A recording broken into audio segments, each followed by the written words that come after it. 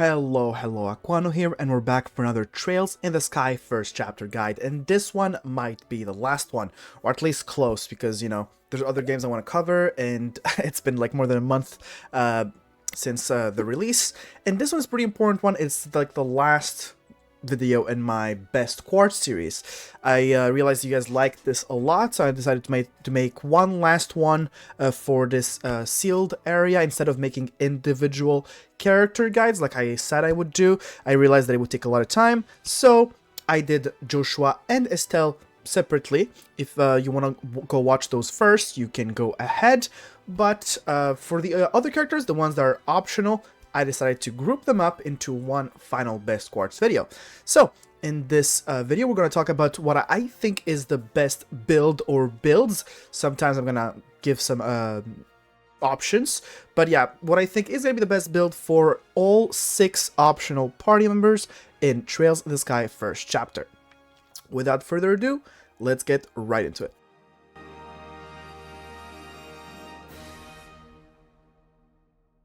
So, like in my previous videos, I'm gonna do this in story order, kind of like I did with my tier list. So the first party member, the first optional party member you get is Scherazard Harvey.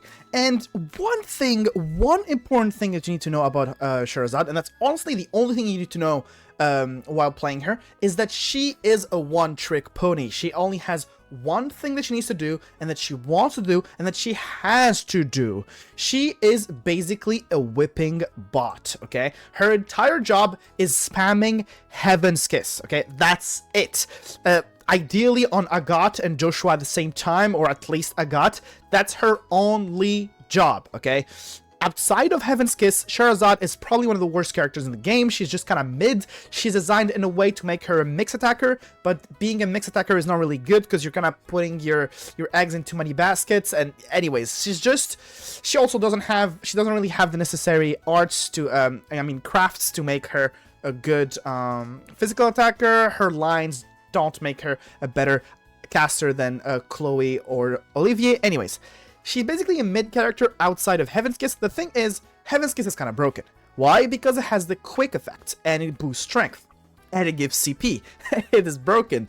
One thing you need to know about this game is that the arrow buffs kind of stack. So for example, if Agate uses his Wild Rage, gives him a strength 1 arrow, and then she uses her Heaven's Kiss on him, it will stack to become a strength 2 arrow.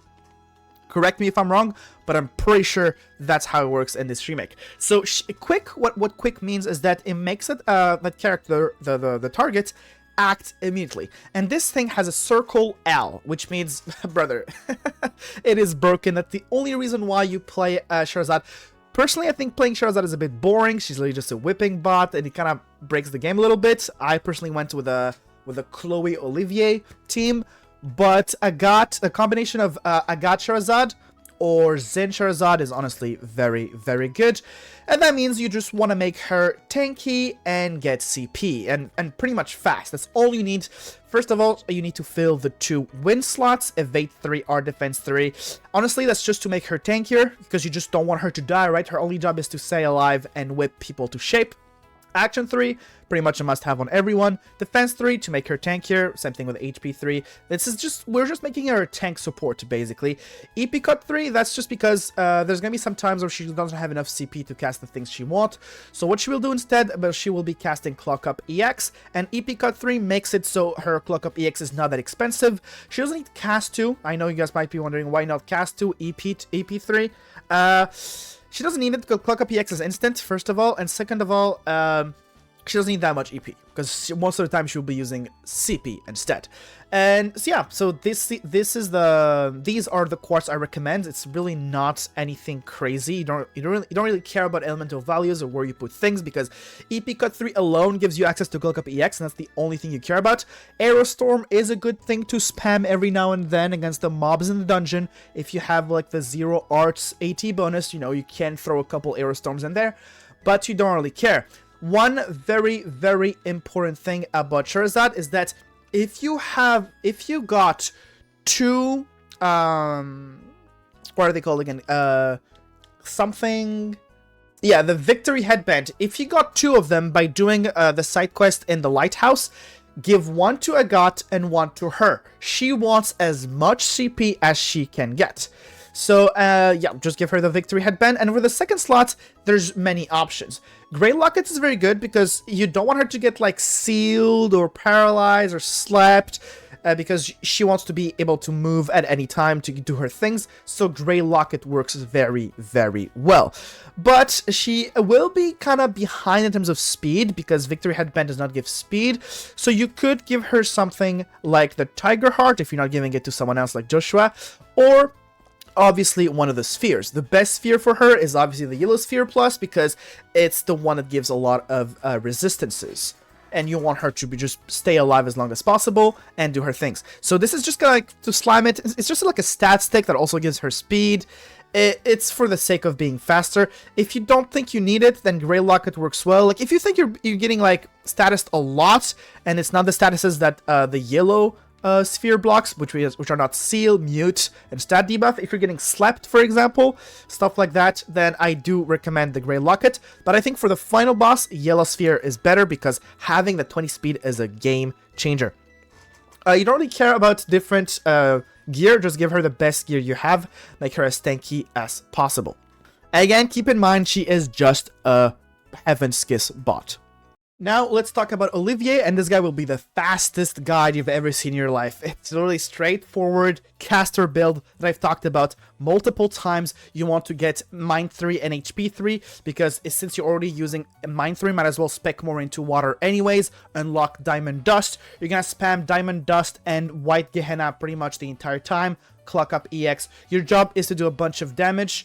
You don't have access to Latira with this build because you don't have any wind, so it doesn't, you're not gonna be the healer of the team. If you're playing him as a healer, you can replace AP cut 3 by, like, Ingenuity or something, like anything that gives wind to make him access Latira. But anyways, action 3, cast 3, EP 3, mind 3, EP cut 3, HP 3.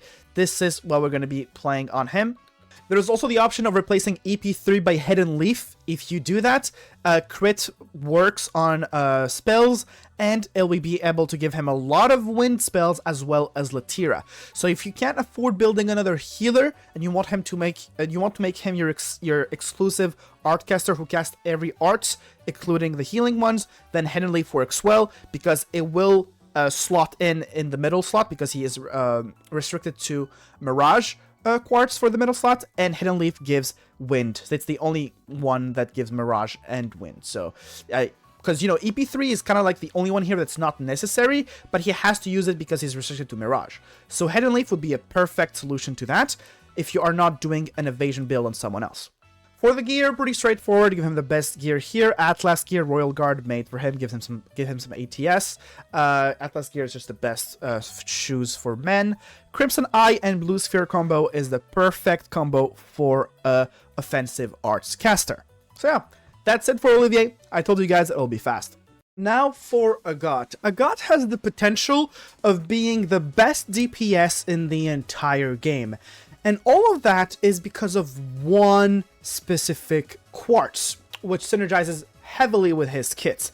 You see, Agate is the only character in the game that can get an insane boost of CP automatically by just using his crafts. See, his wild range gives him 60 CP, which is the most CP anyone can get instantly. Some skills do give CP, but 60 is crazy. It is also multiplied by the accessory called Victory Headband, CP gain rate plus 60%, which means you won't be getting 60, but 96 CP, which is pretty much enough to cast an S-Craft. It's almost enough. So it is absolutely crazy. If you pair that with the Gladiator Belt, which you should have if you've done every single side quest. If you haven't, unfortunately, we'll have to settle for Tiger Heart, which is also amazing, by the way, because the Gladiator Belt, I'm pretty sure, doesn't give speed, so this one does have an edge on it, even though it doesn't give the CP every turn. But yeah, if you combine Victory Headband with his Rage, it makes it so this guy can literally use an S-Craft every turn.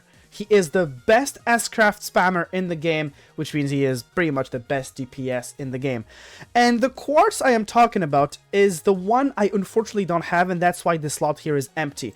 This quartz is called Lone Blade. I'm pretty sure it is a space attribute quartz, and if you don't have a quartz called Lone Blade, then I don't really recommend to play Agate as much. I mean, he's still very good with a Lone Blade, but Lone Blade is the reason why he's better than Zin and Joshua, because without Lone Blade, he doesn't hit as hard because his S-craft is not as... he doesn't have as big of a modifier as Zin, for example. Doesn't have as much range as Joshua, he doesn't have the speed Joshua has. So in my opinion, without Lone Blade, Joshua and Zin are slightly better, if not the same. But with Lone Blade, what Lone Blade does, by the way, I haven't explained that, I'm sorry. Lone Blade gives you attack depending on how low you are. And since his rage mode wants him to get lower and lower, then he becomes kind of a machine. The rest is pretty simple: attack 3, strike 3, break 3. You won't hit 3 and action 3 on the same line to get Clock Up EX, which is the only art he will ever cast. It allows him to play again and boost his speed. It also doesn't require anything to cast fast, since Clock Up EX is an instant art. So yeah, this is a very, very standard build. I don't recommend anything else. This gives the accuracy, this gives the strength, the crit, the break. Break 3 is honestly arguable. I think stun value plus 30% is one of the most valuable things in the game. I love Break 3. Break 3 plus also gives a hefty 50 strength. So yeah, very, very simple strength DPS build. Make sure to give him the best gear you have, notably the Atlas gear. That's male only and gives 15 strength. And like I said, Victory Headband plus Gladiator Belt, I'm sorry, French debuff. And if you don't have the Gladiator Belt, I need to pronounce this word at least 10 times to get it right, but anyways, well, if you don't have the Gladiator Belt, make sure to give him the Tiger Heart. And yeah, that's it for Agate. Very simple physical DPS. He's just here to bonk, bonk, bonk, hurt yourself, get CP, bonk, bonk, bonk. Pretty cool character to play. Let's talk about Kloe now. Kloe is in a very similar situation as Scherazard, but she will be casting a lot of arts instead. So her job is to keep her CP until you really, really need it. She is basically a reset button in case you're in trouble. You click on her ult and you heal everyone, res everyone, shield everyone. It's just broken. So the only thing you need to do to basically win the game, just beat the game in any difficulty, is to make Kloe as tanky as possible. Honestly, that's as simple as that. So that's why we have Defense 3 here and HP 3. The rest, like EP Cut 3 and Cast 3, are there to, you know, make her do her job as a caster more efficiently. Heal is to give her the necessary wind elemental value to unlock stuff like Latira. So that's why it's here. Action 3, mandatory quartz on pretty much everyone. So yeah, you kind of have no choice. The only one that is flexible here is Defense 3. If you don't like Defense 3, you can change it by anything else. Now let's talk about her gear. So I put the reflector here, but honestly, you could give her anything if you really, really want her to. If you really want to make her as tanky as possible, give her the Bracer Jacket. Why not? Currently, I have it on Joshua because it does give crit and evasion, and I'm doing kind of like an assassin build on him, so I thought it would be better. But if you really, really, really want to be safe, make her as tanky as possible, give her your best gear in terms of anything. For the combination of two accessories on Kloe, I recommend the Grey Locket to make sure she doesn't get status by any kind of status. Give her a very, very nice 2500 HP. And the Proxy Puppet L, just in case she dies. You know, she's not gonna die, but just in case she dies, she can revive. If you think that your Kloe is not dying at all, that can be the case if you're playing on hard mode or below, then forget about the Proxy Puppet L. It's just making you slower. Give her a Yellow Sphere Plus to give her a solid 150 on both defenses and 20 speed. Anything to make her faster, basically. So yeah, that was it for Kloe. She's also a very simple character to build. Now it's time to talk about our cute little Tita. And her job is to be kind of like a sub DPS who also supports her team with her crafts. Everything is all about her crafts. She will be kind of like a mixed character. Her ATS is one of her worst stats. She has one of the worst ATS stats in the game, and therefore she doesn't really want to cast offensive arts, but she can cast supportive arts, and she will cast some of them. That's why we have Action 3 here, EP Cut 3, Well, action 3 is obviously necessary for every character, but EP cut 3 here is good. I mean, she has two mandatory space slots. You could give her golden shield to make her tank here, but EP cut 3 makes it so even with her low EP stats, she can cast multiple clock up EX, Earth Wall, Earth Guard, etc. And to make sure we get Earth Wall and Earth Guard, which are two very useful support arts, we have Defense 3 and Break 3. Well, Break 3 here is mainly here because, you know, she's going to be using her offensive crafts often, which also help her team at the same time. You know, the one that blinds the enemy or the one that cancels their crafts. Pretty cool crafts. And if they do more damage and still inflict stun value plus 3%, why not? Like you guys probably know by now, I'm a big fan of Break 3, but this slot is pretty flexible. I do like it because it gives us access to Earth Wall, which requires 4 Earth, and we don't have enough with Defense 3. HP 3 here is up to you, but Tita, being a little 12-year-old girl, has a very low HP stat. The Trail series love its lore accurate stats, and so without HP 3, she's going to be very squishy. So that's why I think HP 3 here is almost necessary, even though it's not. It's up to you how you're comfortable. I feel like if you're playing on hard or higher, I do recommend this. If you're playing on normal, you could go for a more offensive build, maybe give her attack 3 even. Anything you want. You could also make her like a Plaguer build with like a bunch of, you can give her a bunch of status blades like Blind Blade, Petrification Blade, Freeze Blade, and just, since she has a lot of AoE, she will be able to inflict those. But this is my comfort build.